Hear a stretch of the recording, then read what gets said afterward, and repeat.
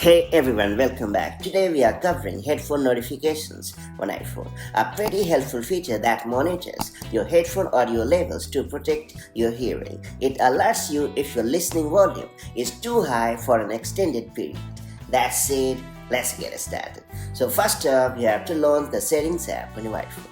And then you have to scroll down and tap on Sounds and Haptics. This section contains settings related to audio and notifications. In the Sounds and Haptics menu, scroll down until you see Headphone Safety. Then you have to tap on it to access options specifically for headphone audio monitoring.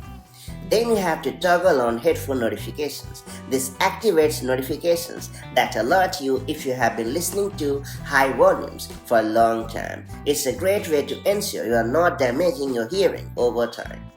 While you are here, you can also enable Reduce Loud Sounds. Now toggle this setting on to limit headphone volume automatically. You can adjust the maximum volume limit with the slider below. This ensures that even if you accidentally turn the volume too high, your iPhone will reduce it to a safer level.